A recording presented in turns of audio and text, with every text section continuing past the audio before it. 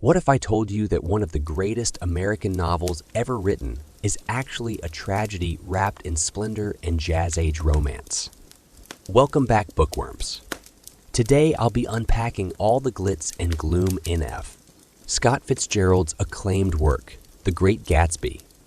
From ill-fated affairs to priceless pearls of symbolism, this video will give you tons of Gatsby content, bound to boost up your English class grades or book club chats.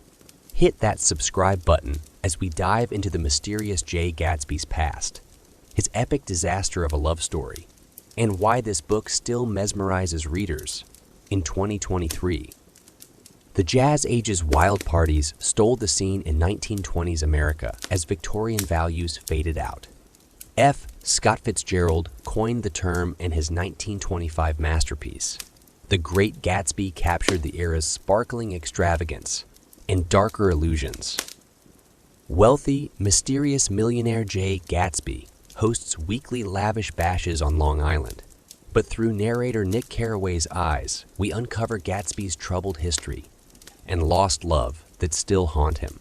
Ultimately, tragedy shatters his glossy facade and carefully constructed American dream. Get ready to roar through today's book breakdown as we uncover the spectacle and tragedy within the famed American classic, The Great Gatsby. Chapters 1 and 2.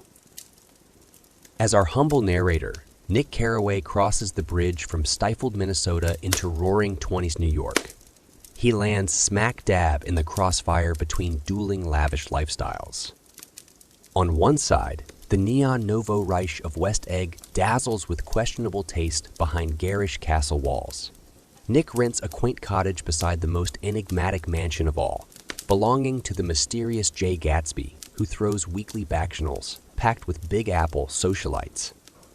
Yet when Nick ventures across the bay to Old Money East Egg for dinner with his wealthy cousins, he finds himself equally ill at ease with the bored aristocratic malaise pervading their estate.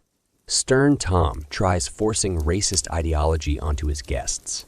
His wife Daisy makes flippant remarks about raising foolish daughters. Meanwhile, Tom's mistress weeps into the phone as his affairs run rampant. This old money decay haunts Nick on the train ride home. Yet when Tom forcibly disembarks, Nick finds the ashes of West Egg conceal equally seedy secrets. At an auto shop sinking in soot, Tom's lover Myrtle sobs under the scornful eyes of her dutiful husband. But her tears turn to vivacious laughter when Tom sweeps her off to a debauched Manhattan hotel revelry. Amidst the flowing cocktails, ravaged socialites gossip about Gatsby's war profiteering, and Myrtle spirals into a drunken rage. With violent ghosts of the past brought to the fore, the party ends abruptly as relationships fracture. No glamorous facade can conceal the ugliness here. As Nick flees this lurid bacchanalia, he turns back to find a lone figure yearningly outstretched toward the faint emerald, green light across the bay. Gatsby, seemingly reaching towards the dazzling mirage of a dream just out of reach. With Gatsby longing for the distant green light, with hollow relationships spanning from the ghostly valley of ashes to the extravagant eggs, with Tom's brute force steamrolling over affairs and past regrets.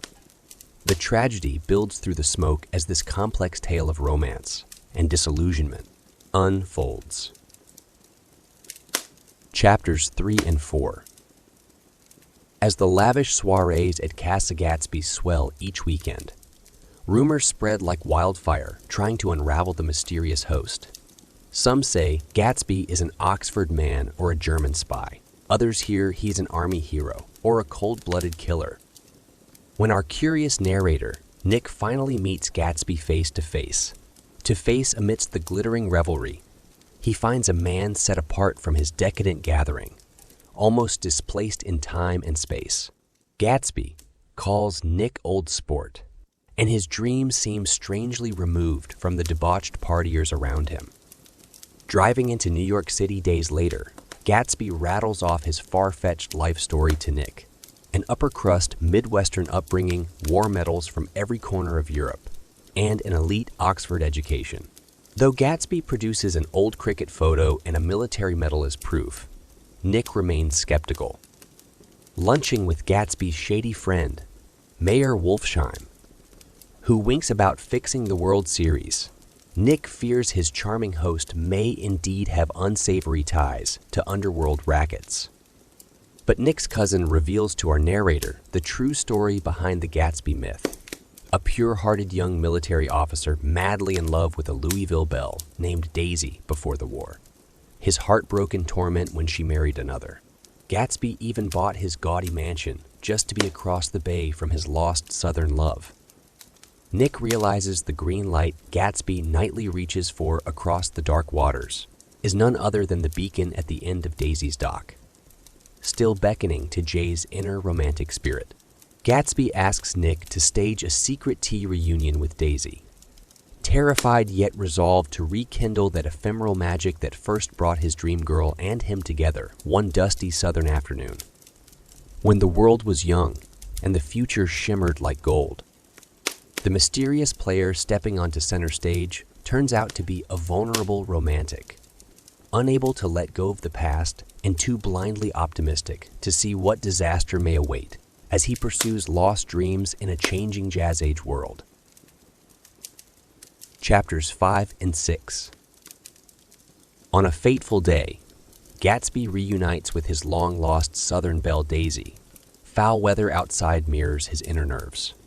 But when Nick returns to give the old flames privacy, he finds them radiant. Tears of joy now flow as the years melt away. Gatsby gleefully shows off his lavish mansion, his extensive wardrobe, and his the top possessions. Each extravagance still cannot impress Daisy like the utter devotion in Gatsby's eyes as he gazes at her. The countless nights he stared longing from his garden towards the green docklight, symbolizing his dream of rekindled love.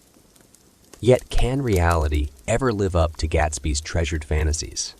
As rumors continue circulating about shady underground dealings behind Gatsby's wealth, Daisy delights in their fairy tale romance while Tom's suspicions brew. When a smug Tom stops unexpectedly at Gatsby's, meeting Daisy's lover in secret, Gatsby turns awkward host. His humble heartland roots show beneath his posh veneer. The old money elite sneer at Gatsby's gaudy nouveau, rich eclinquent taste behind his back. Later, at Gatsby's party, Daisy complains of the oppressive leering eyes, while callous, Tom reveals shocking bootlegging whispers. A distraught Gatsby pleads with Nick. Can't he turn back time to Louisville when youthful hearts drowned in the sweet innocence of first love?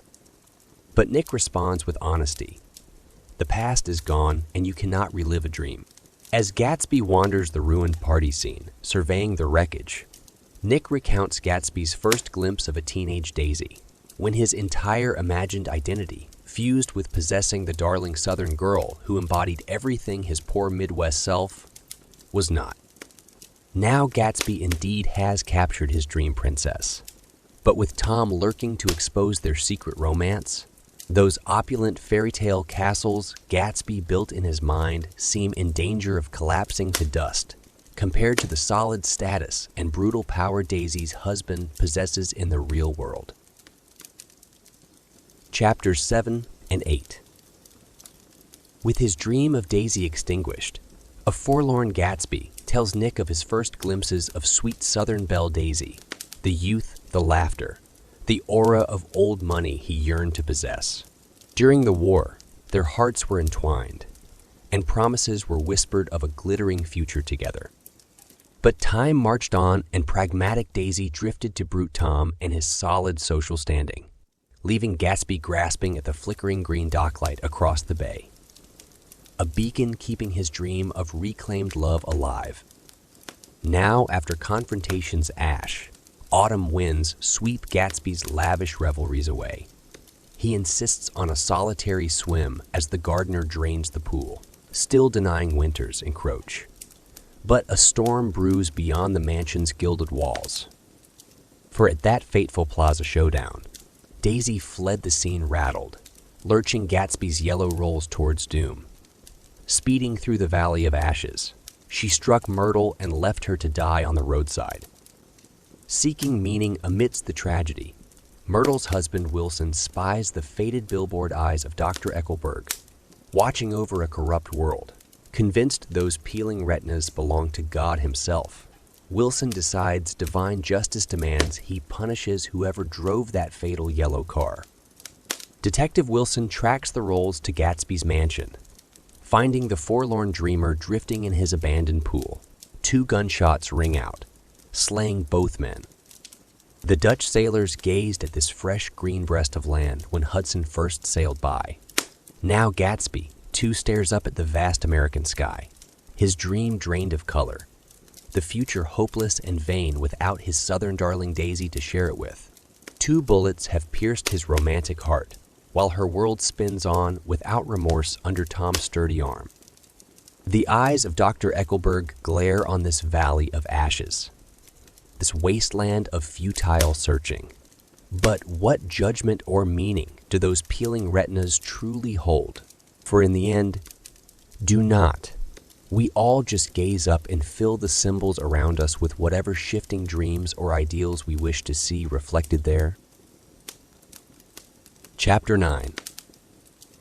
My friends, let's raise a melancholy toast to Jay Gatsby as his storied castle now stands hauntingly vacant while vultures circle. Loyal Nick strives to gather mourners true to the dreamer's spirit, but fair. Other friends vanish like fading fireflies. All those revelers who glutted themselves on Gatsby's bounty have retreated, their affections as fake as the gin that flowed. Only dear Owl Eyes attends the funeral alongside Nick and Gatsby's father, who beams with pride at his son who reached for unbounded hope. Jaded Nick departs the dystopia Gatsby pined for, rebuffed by brute Tom who sneers that death was deserved. Gazing one final eve at Gatsby's green light, Nick pictures the virgin land that first met those Dutch sailors' eyes, territory once rife with promise. But even Gatsby's vast fortune could not reorder time or reclaim a lost love. Like explorers who row against the currents, Gatsby's soaring vision now slips back into yesteryear's bittersweet waters. The pioneer spirit that embodies America, alas, dwells only in trampled grass and forsaken dreams.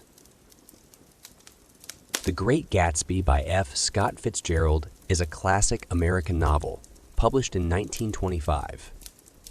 Here are some interesting facts and key points about the book.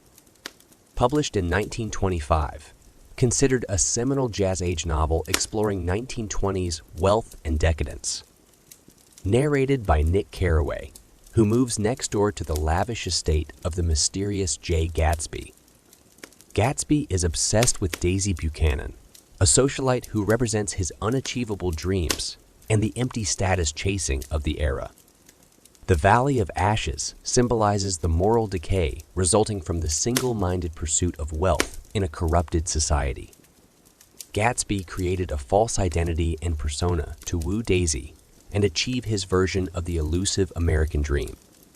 Fitzgerald's prose immersively evokes the Jazz Age through scenes of parties, romance, and criminal schemes. The novel has intimate moments, but also panoramic views of New York City and Long Island. And that concludes our dive behind the scenes of a true modern literary masterpiece. The Great Gatsby. Was the reality as glittering as Gatsby's parties, or did Fitzgerald expose some hard truths about reckless fantasies? Let me know your biggest takeaways or burning questions in the comments. And don't forget to like and subscribe to Plot Point Perspective for more of the world's greatest book teardowns, served up just for your viewing pleasure. I'm signing off until next time. Stay golden, bookworms.